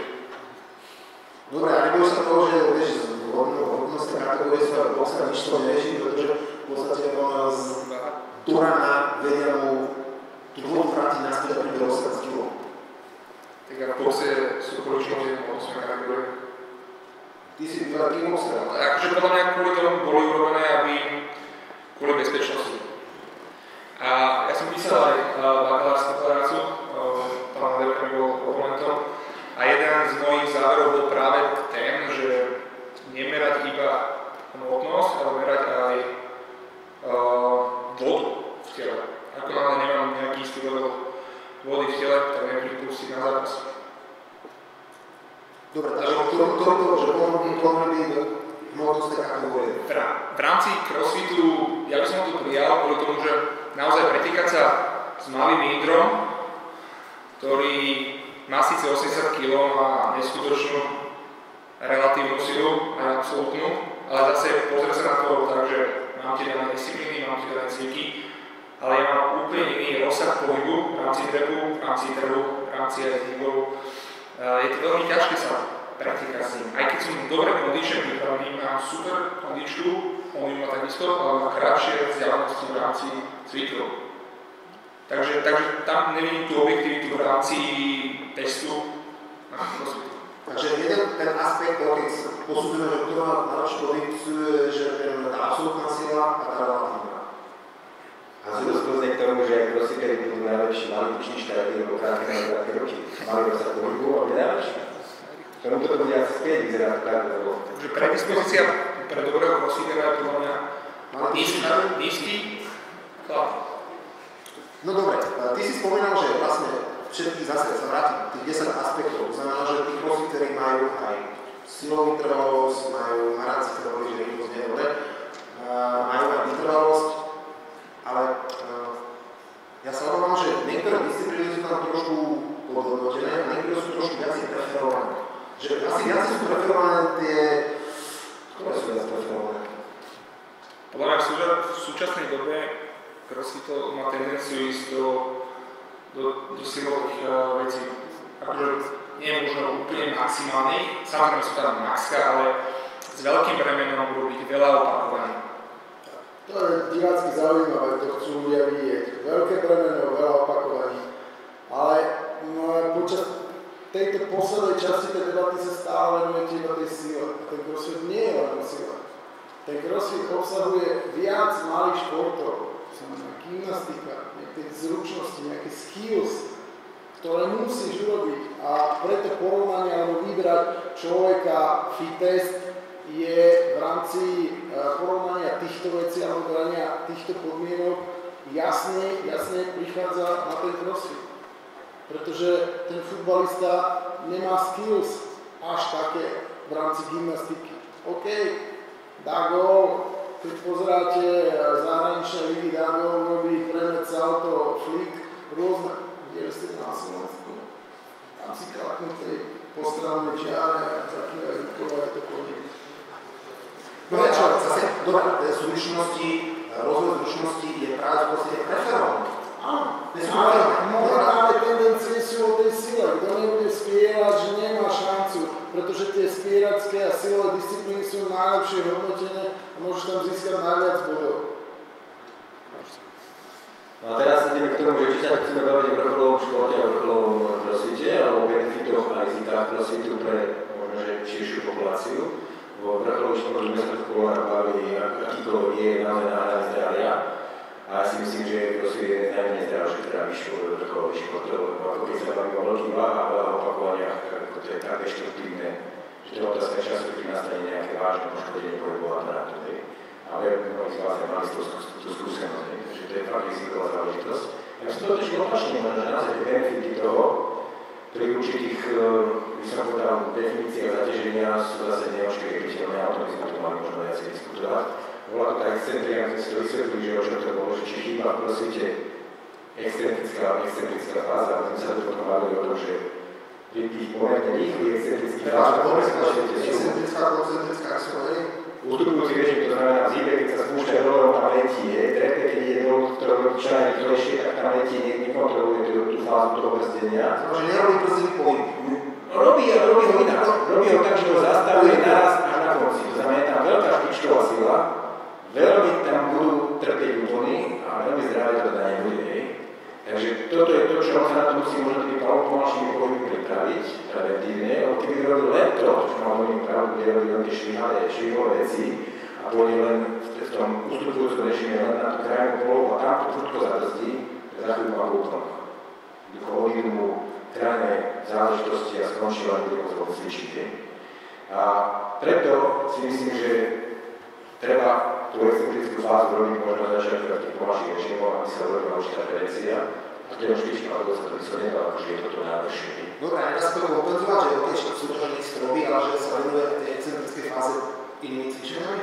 No to tak asi aj robia. Toto treba upozorniť na to bola tá otázka asi mierna, že prevažne ako taký súťažný crossfit naozaj tú excentrickú fázu, takú tú zdravú, veľmi nemá. Tak to asi som to, neviem, či to dotyčnému sa na to nedvihne ruku a povie, že je dobro to, ľudia. Chceš? Jasné. Ide o to, aby sme sa to trošku doplňali, aby to nebolo, že my si to diskutujeme a vás to potom nezaujíma, aby ste aj vy dostali nejaké odpovede na vaše veci, ktoré vás zaujímajú. Jasné, my sme sa to potom aj bavili s Iliom a tak o tejto téme, že škoda, že tam je 160 povolených znakov napísané, aby sme si to trošku viacej vysvetlili, ale ste to vysvetlili viac menej, tak aby to ľudia vedeli o tom, že tam je to relatívna absencia excentrickej fázy pohybu, hlavne v tých workoutoch, keď majú spraviť čo najviac opakovaní. A vtedy sme sa bavili, že či je ten risk benefit, lebo je tam aj benefit, že keď je absencia, tak napríklad tá regenerácia, ktorá sa nám môže byť oveľa rýchlejšia a lepšia. Ale zase risky sme si uvedli, že aké môžu byť a môže byť viacej. Tak často ide o špinavé pohyby, takže môže byť zvýšené riziko zranenia a tak ďalej. Dominik Naznačil antonioiza, poviem sa vás určite pozná, poviem možno viacerí. To sa často na tých slovoch spomína, že nekrosfitujte, lebo antonioiza. Rozpad svalového tkaniva aj k tomu dochádza pri príliš veľkom zaťažení alebo záťaži. A myslím, že to už je naozaj extrém a ja dúfam, že sa nikto z vás tomu nedopracuje. Možno taká otázka s tým najväčším refingom, že prečo ľudia viacej preferujú fitka pred crossfitom gymami? A ešte bola taká otázka, že je potrebné, aby som si vyberal fitko, ktoré je certifikované do ťažkého crossfitu, a predpokladám, že je dosť veľa rôznych tých fitiek, ktorí robia crossfit. Alebo robia to, čo robí ten certifikovaný crossfit. Ale sa môžeme vás snažiť. Ja by som nechcel nejak atakovať gymy, ktoré nemajú certifikáty, lebo vôbec neviem, čo tam robia. Skôr by som chcel povedať to, že v rámci CrossFit Bratislava síce máme certifikát, ale hlavne veľa pracujeme s informáciami z fakulty. Napríklad aj môjim jedným takým výberovým činiteľom bolo do svojho týmu brať chalanov, ktorí sú z fakulty. Lebo v podstate celé je to o tom, že veľa informácií práce práve pracujeme s fyziológiou, s vlastných cvičení, s rozvojom na pánových a na predmetoch, čo sme využívali, len to trošku aplikujeme do toho crossfitu. Aplikujeme to do crossfitu s crossfitovou terminológiou a napríklad tie v rámci štruktúry tréningovej jednotky, tak máme už to základné zahriatie, dynamický stretching, špecifické rozcvičenie, ale máme tam rozvojovú silovú zložku.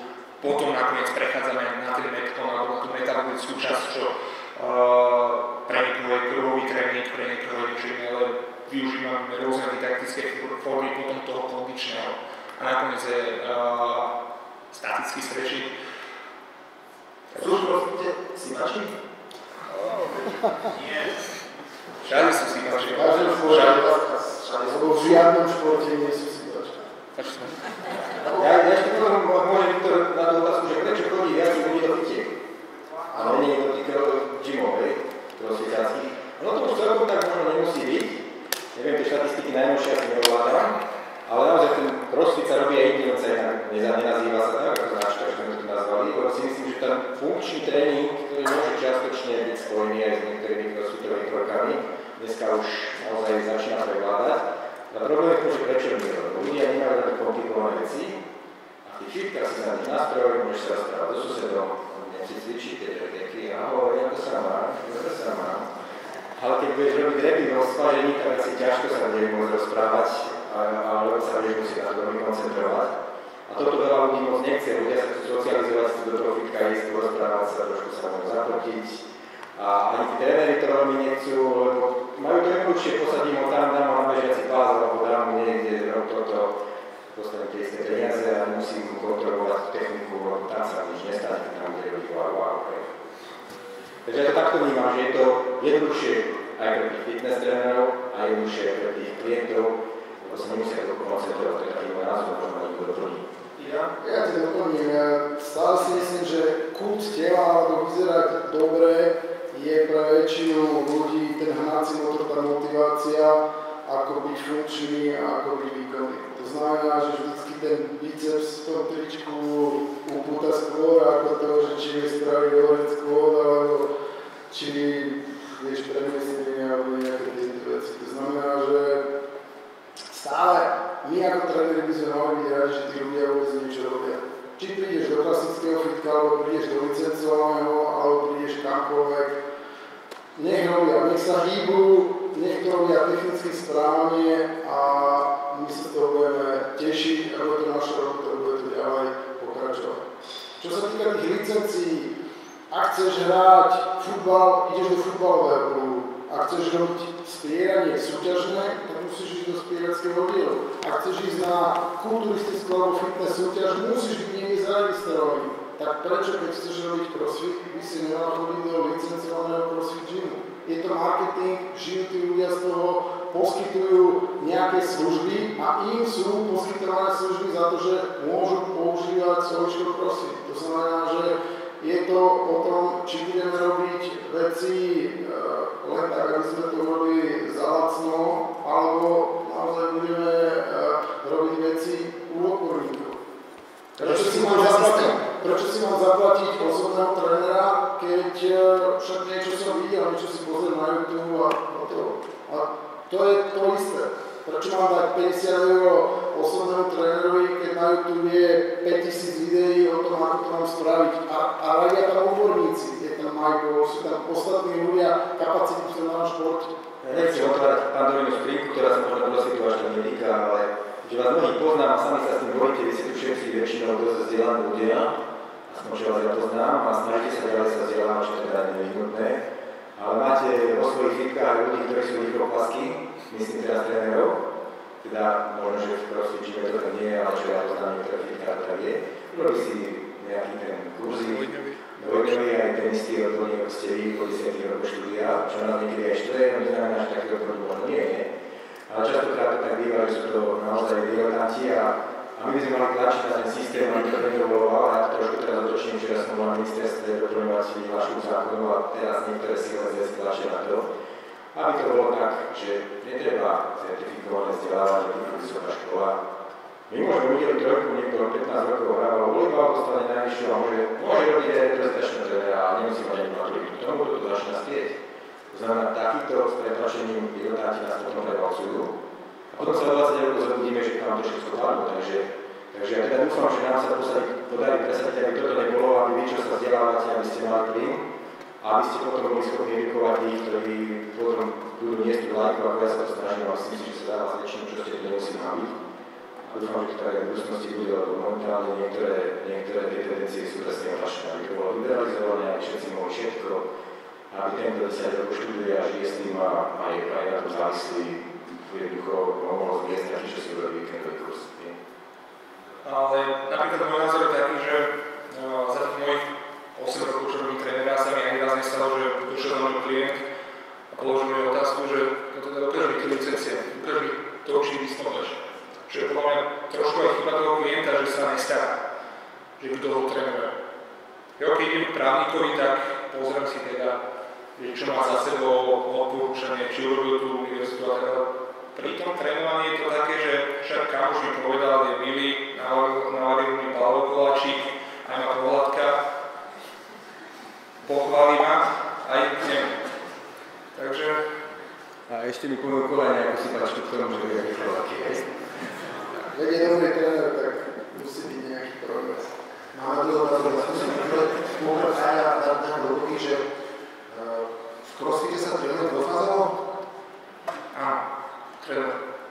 je to možné bez povolených prostriedkov? Ako keby sme naozaj boli veľmi, veľmi racionálni, veľmi sčítani, sofistikovaní, vieme si to z bežnej strany vyslovať tak, aby sme dokázali realizovať? Tak z vlastnej skúsenosti a skúsenosti, čo máme v Žimu, neviem o tom, že kto sype u nás, alebo možno to strašne kaja a trénujeme do dokazov. To, že sem tam na druhý deň... Vrchol, nemyslím teraz tých petračných, ale takých tých vrcholov. Tak stále je to tam. Sú dopingové kontroly v crossfite, napríklad Games? Slovania sú. Games má podpísané chartu a má podpísanú dohodu s Medzinárodnou dopingovou asociáciou z VADou. A tie ako rozhodci sa stretli s tým, že sa organizovali? Priznám sa, že nie. Osobne nie. Na Slovensku sa nerobia ani vo väčšine nejakých oficiálnejších súťaží typu bodybuilding alebo fitness testy, pretože sa vie, že jeden test stojí cez 200 €, kto by to zaplatil. Takže aj z tohto to trošku vychádza. Ale čo sa týka tej skladby tých tréningov, ak bude mať 2 tréningy, prečo nie? Ak jeden bude technika, jeden bude klasickým metkom, alebo jeden bude návykom, som schopný to z bežnej strany zabezpečiť. V tom crossfite nie sú 2 alebo 3 silové tréningy za deň. Aspoň čo ja mám vedomosti, skúsenosti a čo mám naštudované. Tá skladba tých tréningov je práve to, čo mňa na tom crossfite udivuje a z čoho ja ten crossfit využívam. Pretože tá skladba tých komponentov je taká, že tie tréningy sa neopakujú. A z tohto mne osobne vychádza, crossfit nie je zlý. Zlí sú tí tréneri a zlí sú ľudia, ktorí sa za slovíčko crossfit, za slovíčko funkčný tréning, za slovíčko core schovávajú. Sú to tréneri, či ich nazveš rýchlokvasný alebo kdokoľvek. Čo je funkčný tréning? Čo je crossfit? Prečo vznikajú takéto debaty? Pretože tí ľudia, ktorí nemajú tie informácie, nepoznajú tú filozofiu, nemajú tie základné vedomosti a majú troška väčšie ego, tak to budú sa schovávať za takéto vyjadrenia, budú sa schovávať za takéto termíny a budú tréneri a budú nás válcovať, bohužiaľ. Ak môžem doplniť, Viktor načal na druhého sklinku, aby som navrhoval možno samostatný segment, takúto nejakú diskusiu do tým, lebo to je naozaj na druhého sklinka, ktorá je tabu. Ako prepáč, my budeme pokračovať, ja dúfam, že vás to zaujíma na to, že budete chodí na tie ďalšie akcie, preto sme dneska moc nerozobrali ani tú fyzioterapiu, ani tú medicínsku stránku tých zraní, pretože to bude náplňou potom vlastne tej ďalšej série ako byť fit. Takže toto je veľká pandemia skrinka, ak sa bude pozovať taký zatýdobingové agentúry a tak ďalej a keďže to bude na nest, možno sa budú niektoré ľudia bať, vysloviť svoj názor. Ja myslím si, že trošku je to taká schizofrénia, alebo vláda vždy bude kontrolovať na tých najlepších, kde nechytia. Z dvoch základných dôvodov, jednak marketingovo-logistického a jednak, by som povedal, farmaceuticko-vývojového, aby všetci rozumejú. To znamená, tie najkvalitnejšie preparáty nikdy ešte nebudú na listine, sa nám dajú dodatočne. To znamená, tí, čo majú najviac peniazy, si vyvinú nové látky, nové, dneska nové inžinierstvo funguje a tak ďalej, že tých nikdy nechytia. Keď chytia tých, ktorí to nevedia robiť. A ja osobne, keď je teda trošku otvorili tú pandemiu sklinku, najväčšie riziko vnímam práve v takomto amatérizme, čo sme sa bavili o všelijakých takých tých triatlonistoch, ironmanoch, amatéroch, ktorí nie sú dopingovo kontrolovaní. A stačí si pozrieť aj práce v našej fakulte alebo aj vo svete, ktoré robili screening toho, že ako sa sype tajnými dotazníkmi, a keď si otvoríte ociakú prácu, 80% ľudí vo fitkách bežných si dáva zakázané preparáty. A to sú veci, ktoré nie sú na vzorky 10 ľudí, ale na stovkách tisíc ľudí. V západnom svete 80% zavyšli tie isté číslo. Dokonca tam boli také, že keď by ste sa mohli stať olympijský víťaz za 10 rokov zomriete, budete to brať? 90% Slovákov na to odpovedal, že áno. Tak o čo sa tu bavím, ja mám informácie, že z našich študentov, ktorí nerobia ani vrcholový šport, tak akože mnohí fičia na nejakých veciach, ktoré sú detekovateľné, keby robili vrcholový šport, tak 2 roky ešte budú detekovať na starých klasických steroidných záležitostiach. To sú naši vyčení študenti, ktorí to robia v úvodzovkách pre zábavu, nebavím sa o nejakých iných. Takže toto keď sme otvorili, tak si myslím, že My sa tu stále hráme, že to nerobí, ale robí sa to vo veľkom, a robí sa to vo veľkom najmä v amatérskom športe.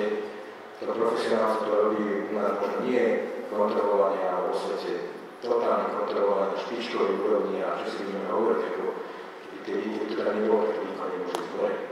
Skončil som. Dobre, aby sme naozaj opodstatnenie tých otázok zrátili, ja by som prečítal tú, ktorá má najväčšie roky. Viete zaradiť crossfit? Je to druh športu, disciplína, metóda, forma. Možno to? Z každého. Keď povieš, že je to šport, tak... Dneska už to je šport? Dobre, ale zo štruktúry športového výkonu je ťažko detekovať, že aká je. Keď sa budeme baviť o tom, že aké pravidlá sú na to, ako zaradený šport, tak ako sú jasné, má pravidlá, má členskú základňu, má súťažné, tieto, tak ako jednoznačne už nestávajú. Federáciu by mohol ešte. Federáciu by mohol ešte? Ako je tam, že je to otrezal, možno nejaké... No, potom čaká, to znamená, ja si myslím, že je to regulárny šport, prečo by sme sa bavili. Takže je to aj šport, je to aj metóda, je to forma? Je to koncept forma, celkový. Skôr by sa to zaradil z môjho pohľadu do tých metód.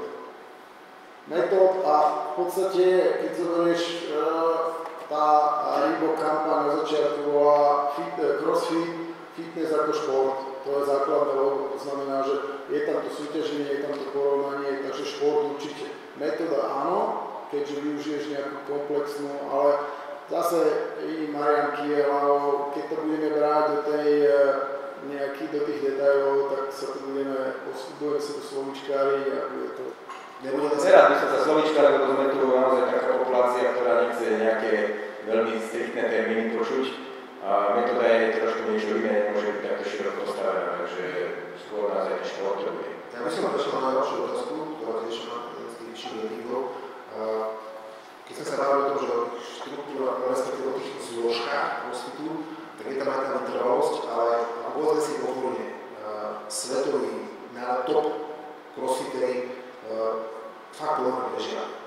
To je úroveň takých tých naozaj lepších rekreačných bežcov, to znamená, tá vytrvalosť ako taká tam nie až taká zastúpená. Ja sa nechcem až tak veľmi o to baviť, zoberme si napríklad to, že když on beží 3,3 km v tempe 4 minúty, 10 km, naši ľudia vás započí 4 minúty rovnej. Mávali. A on je, a on je top úplne. No ale chcel som povedať na otázku, čo sa naozaj pýtať divák, že ako by sme štruktúrovali, alebo ako by ste štruktúrovali silový tréning pre bežca alebo pre vytrvalostného športovca, ktorý sa chce zlepšiť nie v sile, ale v tej vytrvalosti. Že na čo sa má zamerať? Je možné tým silovým tréningom zlepšiť vytrvalosť? Bežecku? Alebo si môžeme mať o úlohe tej sily pre tú samotnú vytrvalosť. Možno ja úprimne poviem, že ja nemyslím si, že silovým tréningom dokážeme zlepšiť 200 km, 10 km silový tréning. U bežca má ale význam v tom, že zabránime riziko zranenia, že môžeme trošku zlepšiť ekonomiku behu, ale to reálne neviem, že či dokážeme ho posunúť takto. Už si ako povedali, zlepšiť ekonomiku, zlepšiť výkon. Urobiť prevenciu zranení, dobrú škodu mohlo viac trénovať vytrvalosti. Takže to sú jasné benefity silového tréningu, otázka znie, že akého silového tréningu. Lebo vytrvalosť to potom sklzajú k tomu, že vidíme tu niektorých, že robia kruháčky s malými hodnostiami. Takýto silový tréning. Napríklad. Takú klasické ekonomiky, to sú stovky a stovky výskumov, ktoré preukázali maximálne silový tréning. Málo opakovaní veľká hmotnosť pri strane technike. Jedine vtedy to má efekt na zlepšenie ekonomiky behu. A to zase môžeme vysvetliť väčší návod motorických jednotiek, zlepšenie družinných systémov, ich rozprávanie, ktoré nerozumejú. Ale toto sú jasné benefity silového tréningu pre vytrvalca, ale nesmieš to s prepáčením vyškrtať to. Pretože keď urobíš to istý veľa, tak naozaj to skočí ako u teba, že ťa začnú do kríže, robíš takú hypertrofickú silu a tá potom ti berie energiu, deštrukcia celého tkaníva, blablabla a nie si schopný to vytrvalosť zaťaženie tréningu zniesť v takom objeme a takým intenzite, ako si chcel. Takže tam potom môže byť kontraproduktívny ten silový tréning. A to je to, čo máš proti spravdu? Ale nemám nič, ale ja hovorím, že... No, ja vám to poviem takto, že veľakrát ten silový tréning je ponímaný rôznorodo. Napríklad pre bežca ten silový tréning je naozaj to, že prekonávať odpor iba expandera. Ja by som rámci prevencie zranenie toho klienta. Tak je to skôr kompenzačné cvičenie. No viete, že... Expander a prevencia zranení, Viktor, to odpadáva. Ako u bežcov, už excentrický tréning, keď robíš expander, najväčšie zaťaženie na konci a ty potrebuješ najväčšie zaťaženie na konci tej excentrickej fázy. To znamená, keď sa budeme baviť o tom, ako robiť benefit, by som povedal, z hľadiska prevencie zranení chronických alebo akutných napríklad u bežcov, keď sa baví o rozvojovej šlache, tak tam keď budem naťahovať expander, to je ako mŕtvemu boss, ani nepomôže, ani neuškodí. Expander, proprioceptívny tréning... Proprioceptívny tréning je niečo úplne iné ako expander. Z hľadiska prevencie proti zraneniu proprioceptívny tréning je alfa omega. Ale to nie sú expandery. Expander je proprioceptívny tréning. Samozrejme. Tak to mi vysvetlíte niekto. Máme fyzioterapeuta, ktorý sa chce k tomu vyjadriť? Expander a proprioceptívny tréning. Tak skúste mi to vysvetliť. Rád sa veľmi naučím. Rád sa učím celý život a vy a umrť prostý. Vieš, že na jednej strane, že sú štúdie, že naozaj maximálna sila má význam pre toho vytrvalca, pretože nedochádza k zväčšeniu svalového objemu a tie vlákna sú odolnejšie. Je tam väčší nábor motorický. Pretože z toho praktického hľadiska to je dosť problém zaradiť do toho tréningu, lebo zoberme si napríklad to, že ako je plavec, tak hlavne potrebuje plávať. Áno, robí silu, ale v prvom rade potrebuje plávať. Ak je bežec, v prvom rade potrebuje proste behať. Je triatlonista, musí držať nejako spojiť dokopy. A teraz naozaj to nie je priestor na to, ako ho pripraviť na to, aby mohol robiť tú silu s maximálnou hodnotou. Ale čo sa mi toho bojíte, že to je úplne energetický systém iný. Ty robíš väčšinou tuky, cukry, aerobná fosforilácia oxidatívna pri aerobných činnostiach a maximálna sila je CT. Kde sa ty bojíš toho, že nebudeš mať na to energiu? To je len túto koncentráciu v hlave, že to nechce veľa opakovaní. Prídeš na 20 minút, 3-krát do týždňa do posilovne, urobíš tam 4 cvičenia, 2-3 opakovania a tak zlepšíš ekonomiku, však si niečo prečítajte o tom. Nie, tak som to nemyslel. Myslel som to v tom, že ak ten športovec dajme tomu, že má, zoberme si ten systém na škárovnosti, že on tú silu robia na začiatku. Tam ten kondičný tréning, všetky tie spieracké cvičenia, oni to roky robili ešte predtým, ako naozaj to ten crossfit bol. Znamená, že oni tú mládež postupne to všetko učili. Ale my máme 20-ročného olympionika. To je si napríklad Dýcha Valga, olympionik, triatlonista. Teraz v prípravnom období na 30 hodín týždenne. Vieme tam my dať maximálnu silu do toho? Nie je to nejaký prípravný obdobie, ktorý sa dal z toho čerpa. Chceš teraz rád, lebo ideš trénovať, alebo čo? Nechcem, nie. Máme ten vytrvalský športovcov, máme sme... Ja by som to riešil tak, že keď už je politická zelená, už by som nič nemenil. Lebo to môže dopočať. Treba to vyskúšať prípravnom období, ako naznačil Vojnik. A naozaj prípravnom období vtedy, keď mu nejde o život a keď mu nejde o olympijské hry. Takže treba to vyskúšať, možno to na mňa nebude fungovať, lebo viete, môžeme sa baviť o to, že prečítate si niečo, a čo keď to na mňa nebude fungovať. Takže chýba nám ten článok, že vlastne ten vývoj, že nerobíme to s mládežou, nie? Ale zase sme to už povedali, už to robíme, však sú tu crossfit gymy, sú tu chlapci a dievčatá, ktorí už to ovládajú, už pôjdu do klubov, už budú ich učiť základné veci. Ja by som sa toho nebál, ako keď to zoberiete pred 20 rokmi, ktorý futbalista vedel drepovať? Ktorý atlet vedel drepovať a premiesňovať? 20%? A to sme si mysleli, že aký sme borci. A teraz už naozaj túto, čo ste, tak skoro všetci vaši zrenci základ vedia, do toho by som sa nebál. A to pôjde ďalej, sa to bude rozširovať. Tie detská sa to naučia a ja si myslím, že nemáme sa za čo hambiť a vy budete to potom šíriť ďalej, takže zlepšuje sa to. No to je... To sa toho neboj. Aj ty môžeš drepovať. Gabo ťa naučil. Čo chceš? To je podľa mňa môj na ďalšiu otázku, a to je, že je crossfit vhodný pre deti a mládež? Som podľa mňa, keď sa to dobre nastaví, tak ja, lebo ten silový tréning ako taký má svoje benefity. To už bolo na veľa prednáškach, myslím, že aj na fakulte spomínané, že keď sa naozaj dobre nastaví, keď tam sa nebavíme o nejakých veľkých, absolútnych, nejakých veľkých možnostiach, tak je to len benefit. Benefit z hľadiska z pohľadu toho všestranného zapojenia toho pohľadového aparátu si myslím, že crossfit je pre deti vhodný. Pretože nie je to len o tej sile, stále sa tu, alebo väčšina z tejto debaty je o sile. A čo tie ostatné komponenty, čo ten skills, čo tá aerobná kapacita, čo tie koordinačné schopnosti. A to je, myslím si, že vhodný druh pohybovej aktivity pre deti. A Ale A do tej sily sa vlastne prešportujú časom. Tak, možno.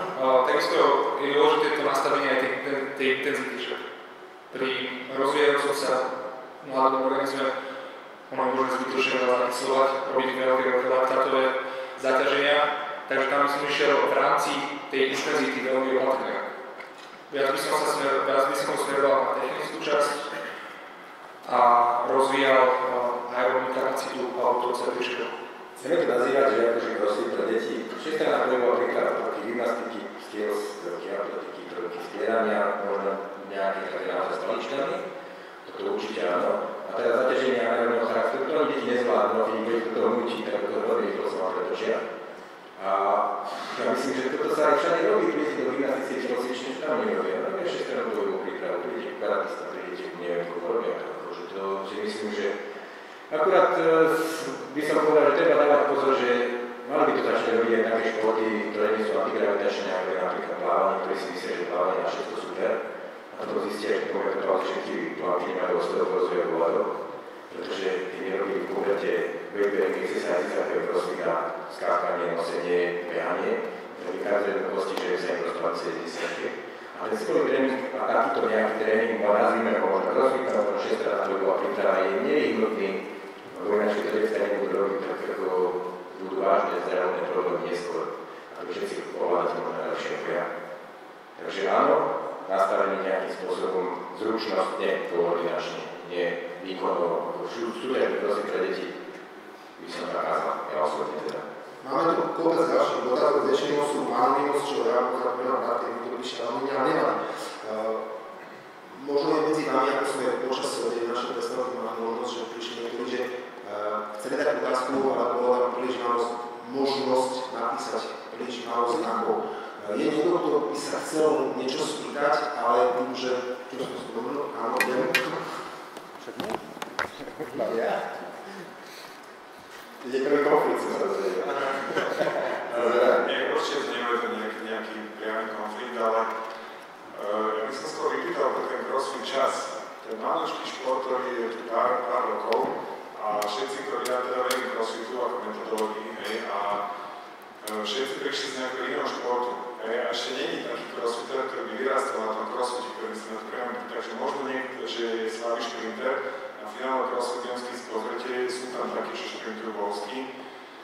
Rich Froning sa hrávo dostal do svojej váhe do spierackej reprezentácie Spojených štátov, ja to nikdy nespieral.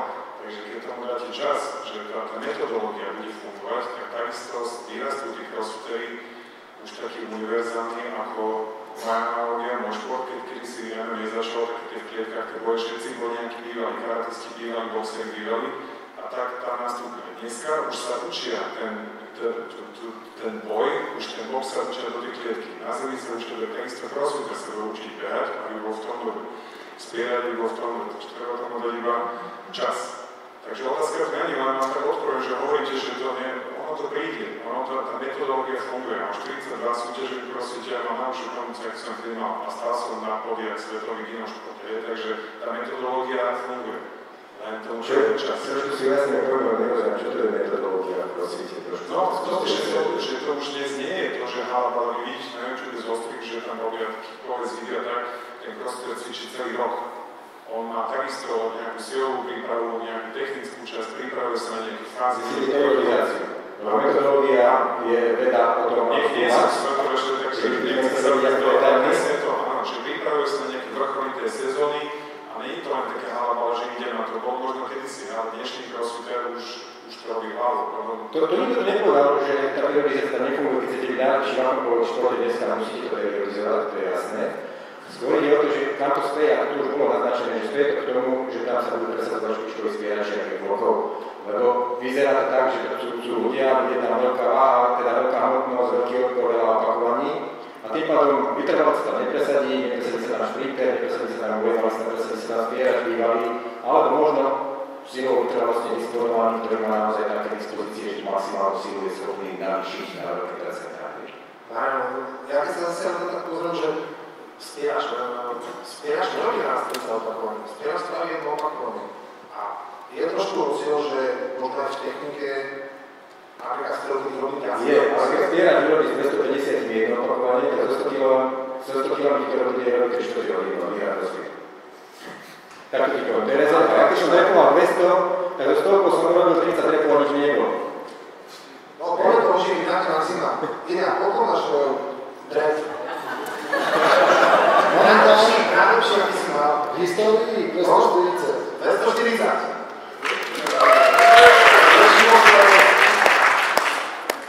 Ja som nikdy nerobil jednorázov maximum, že som sa toho bál. Ja som robil také 4-rázovky väčšinou. Čo ma ty to už vyrátať, ne? Viem to vyrátať. Už som starý, už to klesá, takže vy sa ešte všetci skoro môžete zlepšovať, mne už to len klesá, takže ja už sa teším, keď môžem do 150 potrebovať z tých 6 opakovaní, a kedy si som bol schopný 4 roky z 200 rokov. 150 do 4 opakovaní, keď to zrátaš s rozami, ktoré sú pozrieť. Dneska by som možno tých 180, 190 ešte, ale nešiel by som do toho, lebo by mi prvá žila niekde, ja neviem, čo nešiel by som do toho. Moja zlatá. Premiestnenie také nie je do sedačky, lebo som ho nikdy nevedel, už teraz trošku viem, tam nie tak veľko, tak som robil pred olympiádou, keď som bol výstav, som mal 95 kg, zo 150 kg som 2-3 premiestnil bez problémov. A trval som 2-3 krát opakovania z nejakú 110, takže na väčšie som oslávil, to boli všetci ostatní, ktoré som trval na slová strach. A na zíbe tiež, karatisti všetci zindujú lesci, ja som mal takých zverejcov, ktorí boli vesci a prišiel som sa jak svinia, alebo po 80 zimov som ho zastavil. A potom som na 15 kg závažil, keď zimov na matu na jednej ruke, hovorím, no tak bez mene. Takže to kamoisti, veslári, crossfiteri, zimby, ale atleti nepoznám atleta, ktorý by používal v príprave veľmi zimby, lebo nám to ani netreba, možno kompenzácia, že by nejaký atlet robil asi to určite. Iné tak niečo, poskáš sa. To už bolo dávno, Daj, 140. Dominik? Bench? Dominik pribral, keď ho poznáme, tak nabral tú hodnú, takže tí roztermáži naberajú live. Drep? Daj drep. Naposledy, čo som robil, tak bolo okolo 165 jednorazovka. Tak ešte sa nášho starý kamošovič.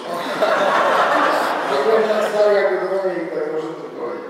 Ale zase, ja som si prešiel kadečo a myslím, že ja som ten vytrvalostný, keďže s mojimi 92 kg, 95 kg som behal polmaratóny, nejaké triatlony a tak v celkom slušných časoch na hodinka, 100 kg. Môžem ešte Takže najsilnejší je vytrvalcami. Keď bola tier kategória, není treba nechať čas a nenechajme ich čas, pretože čas je len relatívna vec, veďme ich k tomu komplexnému rozvoju. Presne to, čo si povedal, všetci prišli z nejakých iných športov. A väčšinou sú to športy vytrvalostného charakteru, preto sa všetci teraz naháňajú za tým spieraním a preto si ubližujú. Ale veďme ich k tomu, že tam musí byť kompenzácia, musí tam byť harmonický rozvoj všetkých tých schopností. A vychovávajme tých mladých v tom, že naozaj budú kandidovať na Fittest Earth v rámci crossfitu. Aj ten futbalista, aj ten spierač, aj ten plavec, všetci. Nenechajme ich len tak plávať, nenechajme ich v tom, jak bola kulturistika. Každý vedel, každý, kto chodí pol roka, rok cvičiť, odrazu je kulturistický tréner. Pretože tie bicepsy, ak ich budete každý deň zaťažovať 8 sériami po 12 opakovaní, tak budú rásť. A tie ruky budú vyzerať podľa toho. Ale ako to vyzerá, Každý je 8 sérií, ľahko sa pretrenujete pri 300 mg možno denne, ale ináč nie. A potom musíte mať anabolický nejaký efekt na to, a nie taký jednoduché. Ale proste, ak to budem zaťažovať, ak to budem preťažovať, tak tá reakcia organizmu je, že to bude rásť. A ten biceps bude dominantný. Ale čo tá harmonia, čo to ostatné. A preto ten crossfit, tá jeho základná idea je veľmi dobrá. A to je to, čo som povedal. Crossfit nie je zlý. Crossfit má, čo sa týka tej filozofie, najlepšiu definíciu. Ale tí ľudia to neberú úplne do detailov a neberú to celý crossfit. Vyberú si z toho crossfitu, čo potrebujú. Vy ste tu ľudia z praxe, všetci chcete sa presadiť, chcete byť najlepší, chcete veľa zarábať, chcete mať klientov, chcete byť úspešní, všetci to chceme a každý sa k tomu nejak snaží priblížiť a a častokrát vznikajú zbytočné konflikty a ja si myslím, že by sme mali skôr držať spolu ako športovci a by som povedal dávať najavo tým ostatným, že my nie sme obyčajní hudí športovci, ktorí nič nevedia, lebo keby tu sedeli ekonómovia, ale oči by otvárali a obakali, že čo všetko v tej športovej vede sa už vie a že to je naozaj vážna záležitosť, keď chcete dneska dobrý, že to nie je len tak, že čo vy na tej fotovočke tam beháte do kola, plávate, skáčete a trikrát za deň sa strofujete si tudy. To sú tie staré vtipy. A to dneska si myslím, že už nemôže platiť, lebo nemusíte na nej fotovočke, môžete to robiť tréner, to som nechcel povedať, že všetci musíme na našu školu, ale bez tej edukácie, bez toho vzájomného vzdelávania a podpory, ako to nebude fungovať, keď si to budeme sa navzájom osočovať, že je opiatý diletant a všetkých tam ničí a že sa chváli, že je master sveta a není jej. A neviem, kto je slabý a nechcem to zase menovať, kto si to dovolí.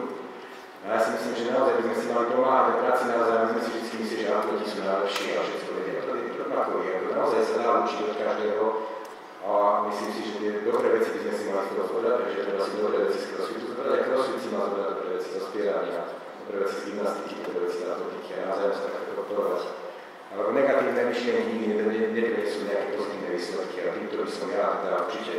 Takže môžeme pekne, že sa tak uzavrať celé. Toto je to najdôležitejšie, čo by sme si mali zobrať, možno sú to nejaké táraniny podľa vás, ale toto mne osobne najviac chýba v slovenskom športe, aby sme si naozaj sa podporovali, keď nie je to ľahko, lebo každý si chce toho koláča zobrať najviac a každý chce najviac peniazy, najviac zarobí, aby sa mal dobre. Ale teda si uvedomím, že nemôžeme to riešiť, ako to na Slovensku je, že ktorí ísť dookola pozerať sústavy myslia zveň. A toto je naša povlasť prostá a to by som sa chcel, aby sme sa dožili, aby to nebolo. By som ešte mohol k tomu celkovému nejakému posolstvu, ale nemusí to byť o športe. Ak sa budeme správať ako hlúpi športovci, tak nás budú brať ako hlúpi športovcov. Je na to krásne motto od Foresta Gampa, ktorého ja mám osobne veľmi rád, pre hlúpeho každý hlúpi. To znamená, že správajme sa, trénujme tak, ako chceme, aby nás tí ľudia brali. Nebudú nás brať ako vysokú potrmelcovú, nebudú nás brať ako hlupákov, ktorí sa trikrát denne sprchujú, ale budú nás brať ako erudovaných, vzdelaných ľudí, ktorí sa vedia vyjadrovať, ktorí majú tie vedomosti a ktorí to budú posúvať niekam, kde to má efekt a progres. Dominik, pár slov na záver. Ja by som chcel dať taký podnet aj ľuďom z fakulty, že môžeme to nejak spojiť, niečo premyslieť a urobiť nejaký výskum, nejaké meračky. Myslím si, že už je to celkom zaujímavá skupina ľudí, ktorá dlhodobejšie trénuje istý charakter tréningu a možno nejaké zaujímavé výstupy a zaujímavé informácie z toho sa dovedete. Dámy a páni, ja by som to veľmi pekne poďakovať za to, že prijali naše pozvanie. Posledná otázka. To úplne dole. Aký má maximum na brev. No, naposledy, keď teda spomínam, Gabo Kuzlo teda ma učil, tak som prišiel za ním a hovoril, že Gabo, už som mal 90. A hovoril, že dobre, pokračuj.